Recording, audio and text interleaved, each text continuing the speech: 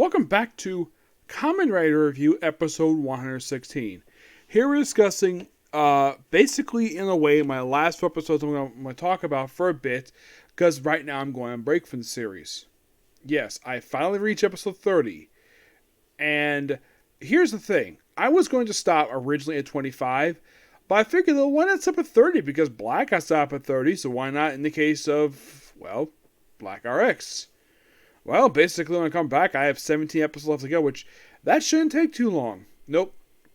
So, in the case of these few episodes, or these 4, we're basically, we have in the case of episode 27, we have the one-off return of Shadow Moon making his final appearance in the series, and after this, Shadow Moon does not appear again until 1990s.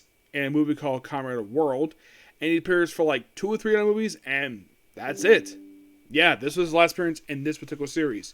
Yeah, he shows up, and he just here just to, he's actually not on the side of the credits, he's on his own side. Yes. And mostly basically, he actually brainwashes one of the monsters, Mombat, Matbot, who causes like, it was supposed to create earthquakes, and he gets brainwashed, and, well, this time like General Jark saying, I didn't order an earthquake, and, well, it turns out basically Shadow's been controlling him. They have a brawl, and of course, they have no desire to work with him again after what happened last time. So, Shadow Moon decides to turn over a new leaf when he saves 2 kids who basically were there. Yes, and then of course basically where Black RX defeats the monster in the episode. In the case of Shadow Moon, he just collapses. He doesn't move, so Kaito when he's not Kamen Rider Black RX, he picks him up, walks off, and that's the last see of Shadow Moon until Kamen Rider World 90s. Yeah, that's the last time we see him. The very next episode is a good critical episode. We're going to talk about basically a character who makes his debut in this episode that only appeared in Masked Rider via basically uncredited cameo. Who is it? Colonel Desm. Yes. When I look at this guy, he reminds me a lot based on his attire. He's actually like the second or third Kamen Rider villain who looks like this. Very human looking, and he works the bad guys. Like, the first one I ever came across where it was like this was Colonel Black from the original Kamen Rider series. Yeah, he only popped up for roughly like the last 19 episodes. He was like the last general feature in the series. And then he popped up again for the following series. And after that, he was never seen again. Great character. I like the character himself. Yes. Yeah, but in the case of Colonel Desmond, he's actually here for this 3 episodes. Now, the first episode is mostly kind of a standalone-ish episode, but in the case of episodes 29 and 30, it's mostly in a way too loosely connected. It's basically, they threw these episodes in because why not? Yeah. Also, just point out, though, Chief Cabinet Secretary Robert Cockrum, he actually... Here's a strange thing about this robot. This robot, for some reason, does not, I kid you not, does not appear very much in the series. You see, I've already gotten done most of his appearances. He makes roughly 2 more appearances in the entire series. Yeah, his next, he appeared in the first 2 episodes, 4, 5, 8, 12, 15. He appeared in 21, and that's one in which I reviewed that about 2 videos ago. He appears 2 more times in 37 and 47, and that sadly is it for this guy. He does not appear much at all. It's like he just is there just cuz. Now, in the case of this episode in particular, 28, it's mostly about this monster unleashes butterflies and business people to do stuff where at one point in the episode they have burning their own furniture. Yes, seriously. They burn their own furniture. I have no idea why in the world that they thought, oh, you don't need this because of our crisis. So they burned their own furniture, and then basically when the monster, suppose everything is back to normal, despite the fact they probably had to make a lot of money to replace all that furniture they burned.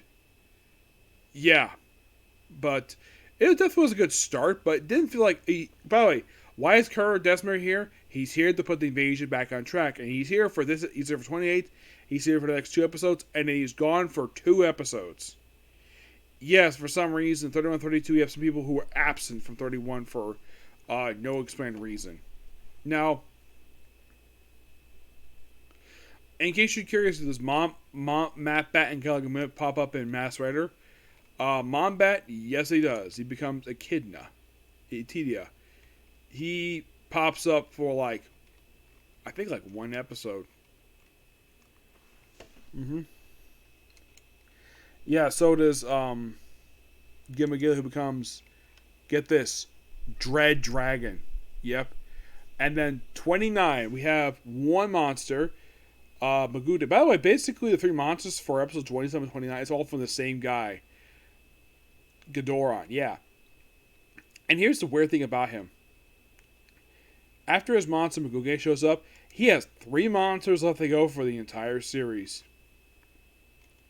He also does this thing where he splits off basically like a 2-part monster thing, which is interesting to say the least.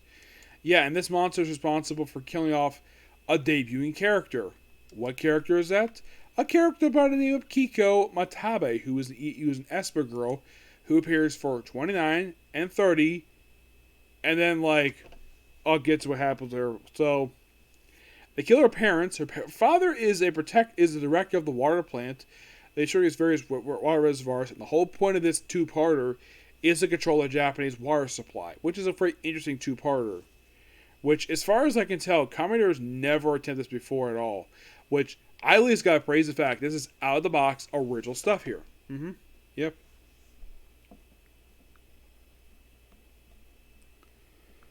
But if you're really curious about, what exactly happens next, well...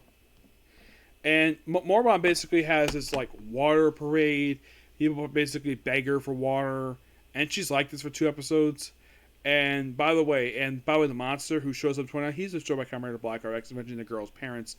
And she also wants to develop these special powers to fight Crisis. And also in 29, this also is noteworthy for not only her debut, but also Riko, Kaito's girlfriend since the start of the series, which I'm curious how the heck these 2 met. She finds out that he's Black RX, and she's got no issue with this. You've been Black RX all along, and apparently she accepts this, no problem. You would think somebody who would be lying to his girlfriend the whole series. Now, this seems a bit out of character. It's normally put basically, yeah, they'd be happy, oh yeah, it's cool with the fact you're Black RX, but why couldn't you tell me sooner? Well, my guess is probably the reason why that he couldn't tell her sooner, probably to protect her. Because of, well, here's the thing about people who, I guess not people at this point in time know that Kaito is Black RX, who are not the bad guys, which they've known since the start of the series he's been Black RX. So, the first people find out where the kids he lives with, Himiko, they were the first people to find out that he was, Black RX. And actually, no, they actually were second and third because also Joe found out too. So we have 3 there, and then basically Riko is obviously the next one, obviously. And where after, of course, she finds out, she apparently is accepting of it, and she basically starts fighting alongside Black RX, which is interesting. Well, my guess is probably the reason why in the 70s they wouldn't do this because sexism. Yep. Because sexism at that point was still pretty high, so there was a bit of sexism. But my guess is by the 80s, it's probably more acceptable for a woman to fight alongside the Kamen Rider. This actually would be the second time this happened, because the first one, obviously, was the Electric Human Tackle from Kamen Rider Stronger. This is the first one since that one we actually had. And despite the fact she fights out a few of the grunts in this episode, she holds her own really well. She's not overwhelmed, and she's not ready to be stupid. Yes, so And, of course, by the end of 30, which, by the way, they actually found the water base where it is. And, of course, the monster of the episode, which is basically not one of Ghidorah's monsters, is actually one of Gatestone's monsters. Yes. A monster by the name of Meta Heavy. And his job to do, protect a water base. Basically the water fortress, they call it. So, the girl unlocks missions with water, free away from Marvel's control. And also had this weird thing where Marbon RX, and she's like, ooh, I like strong men. Can you go to my side, please? Like, I feel the same way. You probably should come to my side. And there's no denying the fact the woman was very attractive at this point in time. So she was a very lovely woman. She was only 34. Yes, the actress who plays Martzman, the female intelligence officer, was 34 years old. And she looked fantastic. And keep this woman is in her 60s nowadays. Yeah, that's the thing with her. She is Morta Boron. Yes, the actress who plays her, Akiso Takahata, she is 59. No, I think she's almost. I think she's like 50. Like she's about 59 years old. She is 58 right now. Yeah, oh, actually no, she's 68. 68 years old. And I'm looking at Reese's picture. She looks really good. She takes very good care of herself. Yeah, 68 years old and looks fantastic. Yeah, and look at basically her on IMDb. This is not going to be the only series she's featured in. Oh no, she actually pops up for like a couple other franchise, a couple other series. Also Metal Heroes. I'm definitely looking forward to the rest of the stuff she's featured in.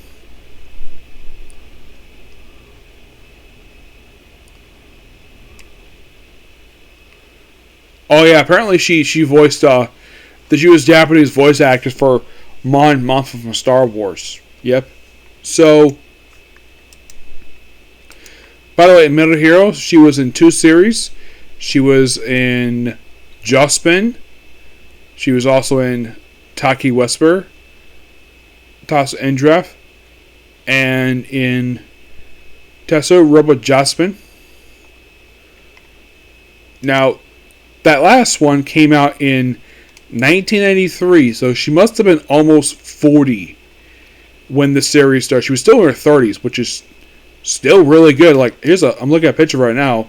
Like, for a woman who's about 40, she looks great. Yes. She also has this weird thing where we'll look at a picture of her. She's got the eyeshadow thing that she got from, well, when she popped up on. Yeah, maybe that was a thing back then for her, so that's probably the reason why for that. Yep. Yeah, so pretty much in the way, like, after the monster's defeated, like, Colonel Desm, he leaves, go back to the Emperor. He comes back 3 episodes later. Kaito, the Swathic supposed to be an ally, she disappears for the next. She doesn't returning until 8 episodes later. Riko is absent for 1 more episode, making her last non-episode appearance. Yes. Riko, of course, technically doesn't appear in all the episodes of Black RX. Not really. Out of the 47, she misses some episodes. The episodes she missed so far have been 3, 13, 20, 22, 27, 31, and that's it. Yes, she missed only 1, 2,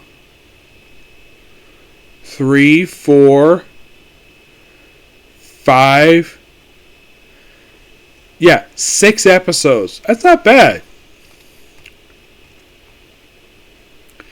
Yeah, that'd be really. Now, how old is the actress? In case you're really curious, though, the actress is 10 years younger than the one who plays intelligence officer. She must have been like about 24 when the series started, and by the time the series ended, she was about 25. I think she's about 50 nowadays. Yeah, I think she just turned 40. Well, I think it's like 40. No, actually, she's like 59. She's not 60 just yet.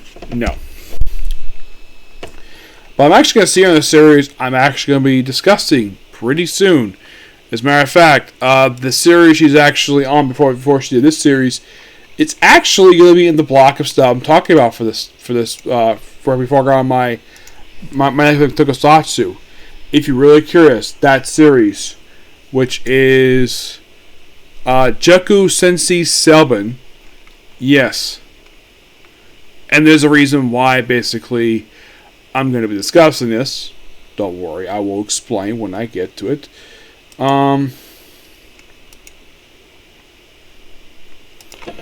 But when it comes up here, I think it's coming right now.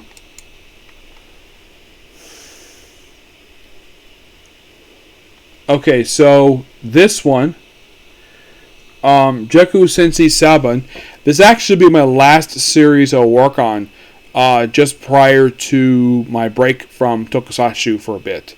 Yep.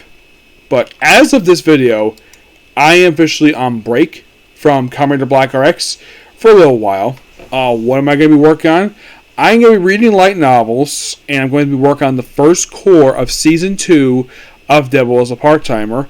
I'm also going to be attempting to get done a little more of Doctor Who during this period of time. How long will it take? I'm really hoping of this, it does take more than 2 weeks. And then when I get back to the series... Now, here's something you might be interested in thinking. Okay, so will I get through a lot more series before the year is over? Because 2023 is almost over. Because we're already in the first week of October. And for this batch, before I take my break, after this one, there is about 15 more series. Can I get 15 series done in like a little over 2 months? No. Not really. If you're really curious, how far do you think you could go before this year ends? The first I can go? I think I can go as far as maybe what my 6 or 7 series on my list is right now. Whatever one of those 2 series are. That's as far as I think I could go before the year is over.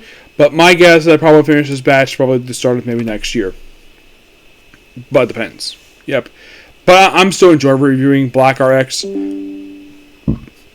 Excuse me. So that's pretty much it for Tickle Review. Next up is Case because I had to look up something first. Now I'll review it. And then I'm going to do like basically 4 comic corners in a row.